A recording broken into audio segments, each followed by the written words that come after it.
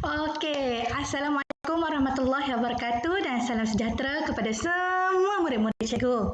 Jadi hari ini kita nak belajar sambungan topik yang lepas. Ingat lagi tak apa yang kita belajar pada minggu lepas? Kita belajar mengenai Yes, tepat sekali. Cahaya. Kita belajar mengenai cahaya. Jadi, apa je kita belajar? Okey, secara keseluruhannya kita belajar mengenai bahawa cahaya bergerak lurus. Ingat lagi eksperimen minggu lepas kita ada buat eksperimen yang kita suluh lampu torchlight dan kita lihat cahaya tu dia tak berkabingkuk kan, dia just bergerak lurus. Jadi hari ini apa yang kita nak buat ialah kita nak belajar sambungan daripada minggu lepas. Sebab cahaya ni dia ada 3 sifat yang kamu perlu ketahui. Sifat yang pertama kita dah belajar. Tinggal lagi 2 je sifat. So, jom kita mulakan. Okay, sains tahun 4 cahaya part 2. Part 2. Let us start.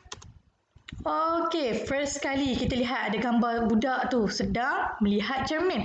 Okay, cikgu dah suruh sediakan, kamu semua sediakan cermin, betul tak? Okay, macam cikgu ni sediakan cermin.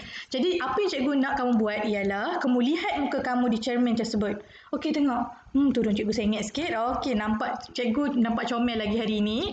Dan cikgu tahu kamu pun nampak comel dan handsome. So, itu kenapa kita boleh nampak kita punya muka dekat cermin ni disebabkan oleh pantulan cahaya. Apabila melihat cermin, kita akan melihat imej diri kita terbentuk pada cermin. Fenomena ini kita panggil sebagai pantulan cahaya. Sebenarnya cahaya yang menyinari kita ni dipantulkan ke arah cermin dan cermin itu pula dia pantulkan balik imej ke arah mata kita.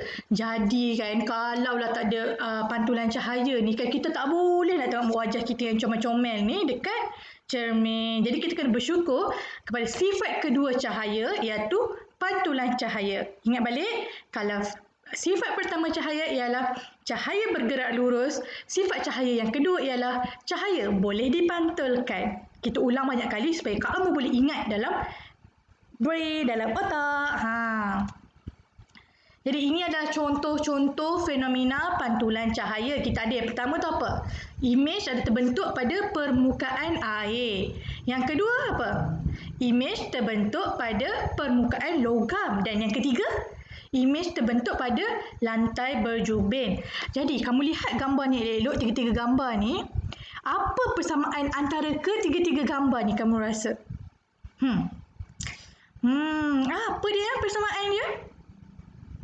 Yes, tepat sekali. Kalau kamu kata surface of the ketiga benda ni, yang ketiga ni dia punya permukaan dia semuanya licin, semuanya berkilat. Okey, air tak berkilat tapi boleh kata semuanya licin. Betul tak? Contoh air. Air kalau kita kocak-kocak aja dah tak nampak dah muka kita kan kalau kita tengok, tapi kalau dia biar je, tenang je, licin je, maka kita boleh nampak muka kita dekat air. Okey, yang kedua, permukaan logam. Permukaan logam pun nampak licin je kan. Dia licin. Dia punya ada memang licin lah cikgu cakap. Sorry. Cikgu cakap licin lah. Dan yang ketiga pun licin. Okey.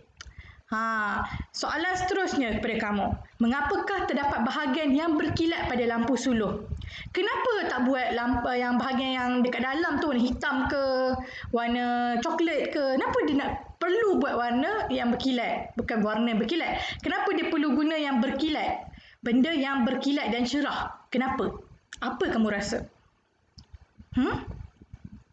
Okey, seperti yang cikgu beritahu, kalau permukaan dia licin, permukaan dia berkilat, yang berkilat cikgu tak beritahu lagi. Kalau licin dan berkilat, jadi pantulan cahaya itu dapat dilakukan. Kalau permukaan dekat dalam cermin tu hitam, cuba kamu bayangkan lampu A dengan lampu B. Lampu A bahagian kat dalam dia berkilat, tapi lampu B bahagian dia warna hitam tak berkilat. Yang manakah lampu yang kamu rasa lagi kuat cahaya dia? Yes, lampu A. Lampu A tu dia akan kuat lagi cahaya berbanding dengan lampu B. Sebab lampu A tu dia ada pantulan cahaya.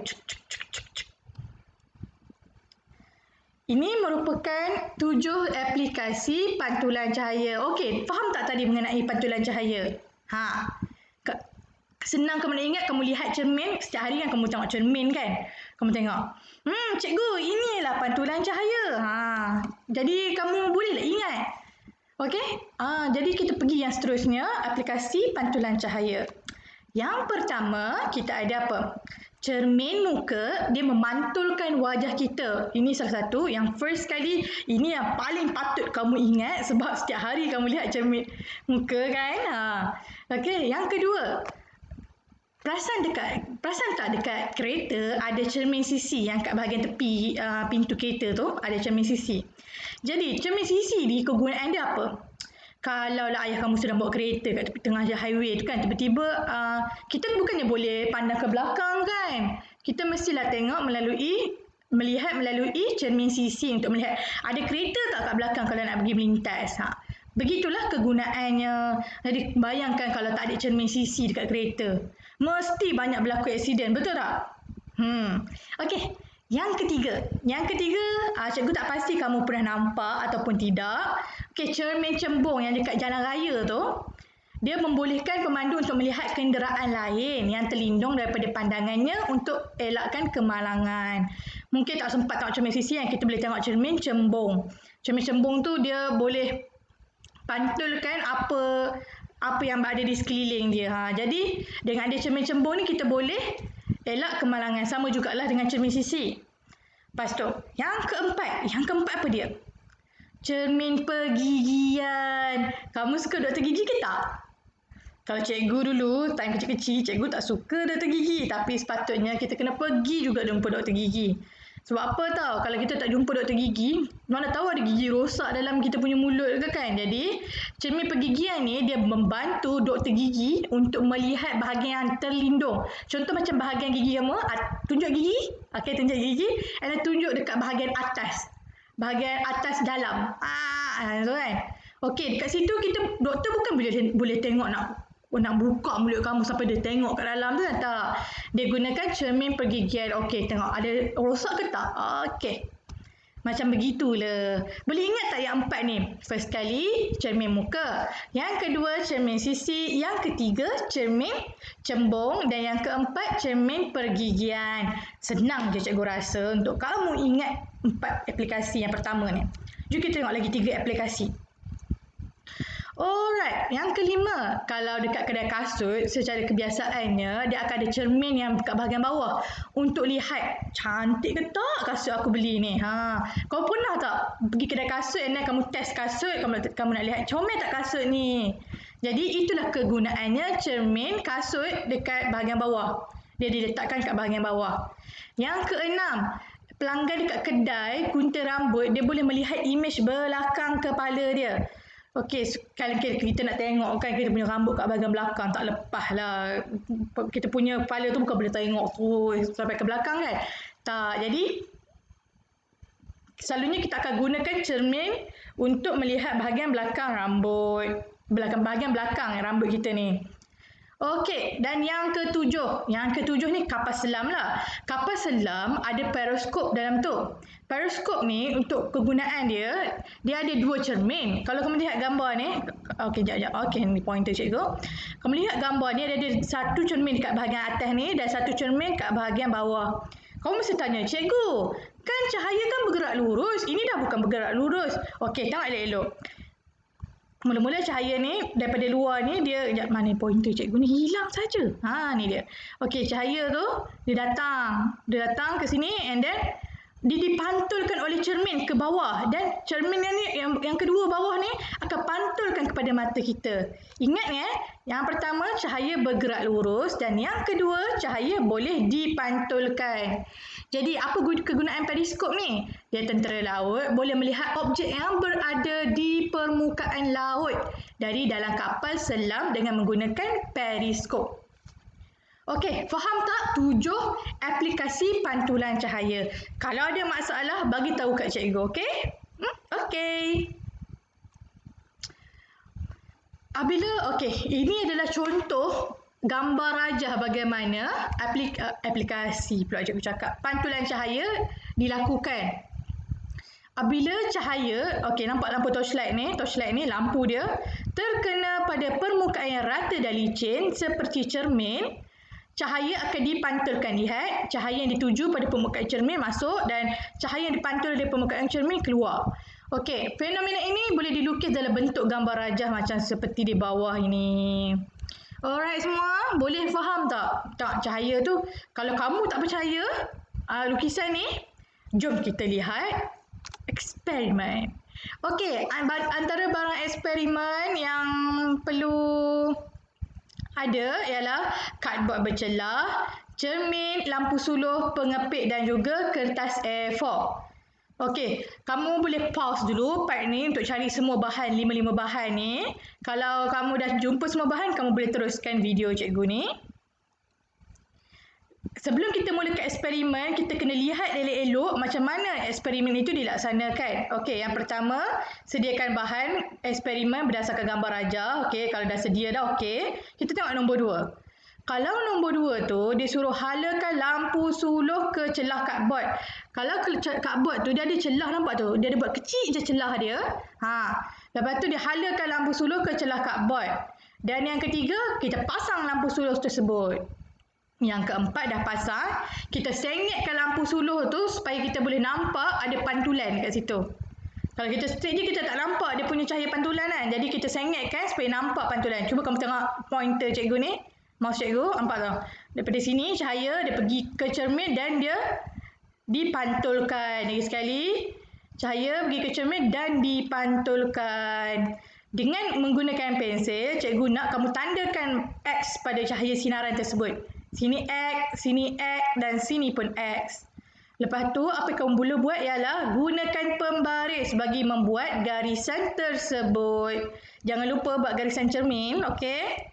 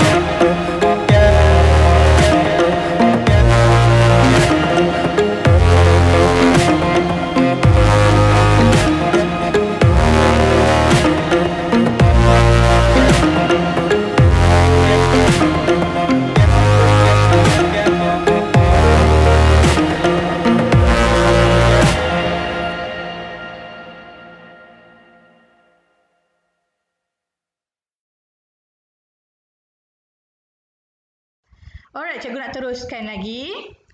Pembiasan cahaya. Ingat balik tak? Sifat cahaya yang pertama ialah cahaya bergerak lurus. Yang kedua, cahaya boleh dipantulkan. Dan yang ketiga, cahaya boleh dibiaskan. Apa benda lah bias ni? Apa ni, cikgu? Okey, tak apa. Kita akan belajar. Cahaya dari sudu di dalam air akan dibiaskan apabila cahaya bergerak dari air ke udara. Okey, sekarang ni apa yang cikgu nak kamu buat adalah kamu ambil apa-apa gelas yang lut sinar tu. kamu isikan air macam dalam gambar ni. Kamu isikan air and then kamu masukkan sudu ke dalam air tu. Kamu akan lihat.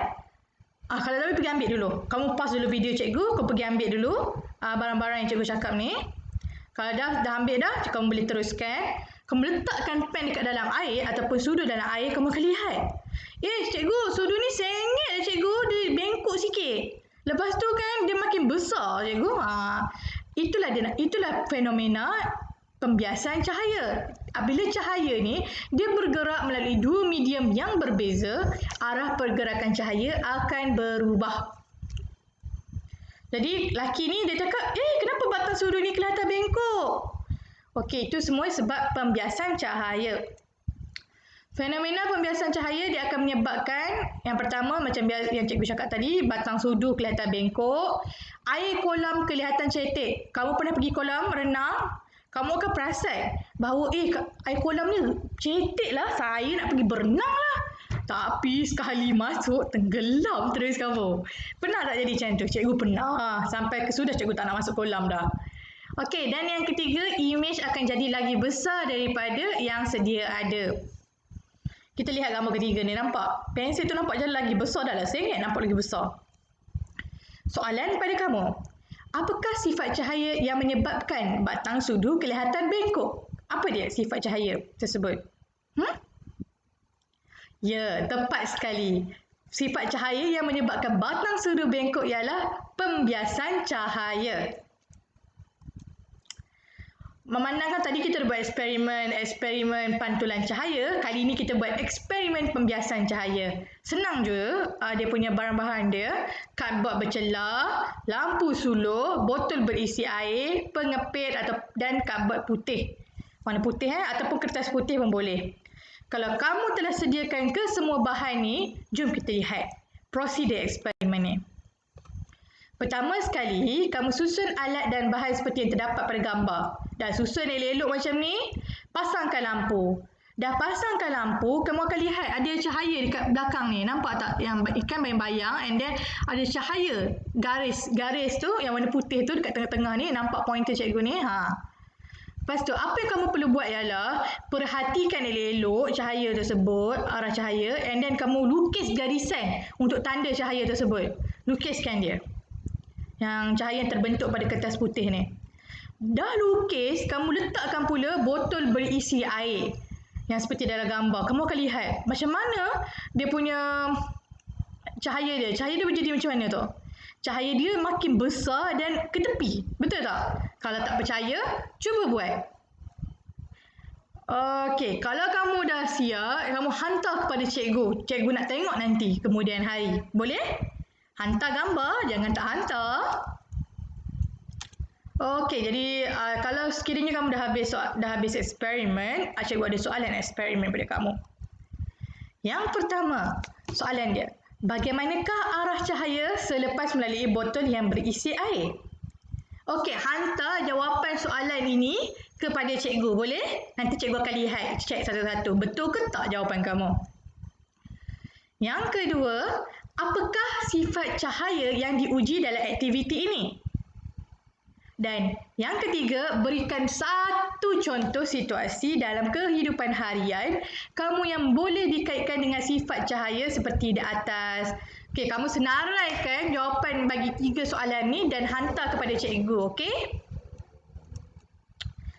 Alright, seterusnya kita nak belajar mengenai bagaimana rainbow terbentuk. Rainbow dalam bahasa Melayu dia apa? Pelangi. Ya, tepat sekali.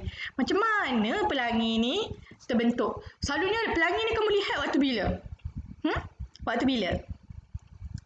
Ya, waktu selepas hujan, rengai, lepas hujan dengan lebatnya, dan hujan-hujannya tu kita nampak pelangi. Jadi kamu tak tertanya ke? Kenapalah pelangi tu boleh terbentuk? Pelangi bukan terbentuk sebab unicorn ya, bukan. Bagaimana dia terbentuk? Lihat gambar sebelah ni. Nampak cahaya matahari ini? Apabila cahaya matahari dia terkena pada titisan hujan, ini contoh satu titisan hujan, masuk dekat dalam titisan hujan ni, dia akan dibiaskan. Kenapa? Daripada udara ke air. Udara ke air. Jadi cahaya akan dibiaskan. dan akanlah membentuk pelangi. Tapi bukan satu titik je lah. Sebenarnya banyak titik lah diperlukan untuk buat pelangi ni. Untuk dulu masa cikgu kecil-kecil, cikgu suka buat pelangi ni. Macam mana cikgu buat pelangi? Kamu ambil getah paip, kamu picit getah paip tu, bagi air dia macam renyah-renyah, and then kamu halakan ke arah cahaya matahari. Bagi cahaya matahari tu menyinari air paip yang renyah-renyah itu. Apa akan terjadi? Akan terbentuknya pelangi. Disebabkan apa? Pembiasan cahaya. Cuba buat petang ni. Cikgu percaya kamu mesti boleh dapatkan pelangi melalui cara cikgu. Okey, kita dah sampai ke penghujungnya. Kepentingan sifat cahaya. Sifat cahaya ni sangat penting dalam kehidupan kita. Kenapa? Yang pertama, kalau cahaya tidak bergerak lurus, adakah cahaya dari lampu suluh dapat menyuluh objek yang dicari dengan tepat? Kamu rasa dapat ke tak? Mestilah tak dapat. Cuba bayangkan kamu ambil lampu suluh, tiba-tiba lampu suluh tu dia punya cahaya bergerak zigzag. Kamu boleh nampak tak apa kamu nak cari? Contoh, gencu, cikgu nak pakai gencu. Gencu cikgu ada dekat dalam atas mari, tapi cikgu suluh atas mari, cahaya tak pergi ke situ, cahaya pergi ke katil. Jadi cahaya kalau tak bergerak lurus, jadi akan menyusahkan kehidupan kita. Situasi 2. Jika cahaya tidak dapat dipantulkan, adakah kita dapat melihat wajah kita pada cermin? Mestilah tak dapat tengok wajah kamu yang comel-comel tu dekat cermin. Dan yang ketiga, jika cahaya tidak dapat dibiaskan, adakah kanta tangan dapat membesarkan imej objek?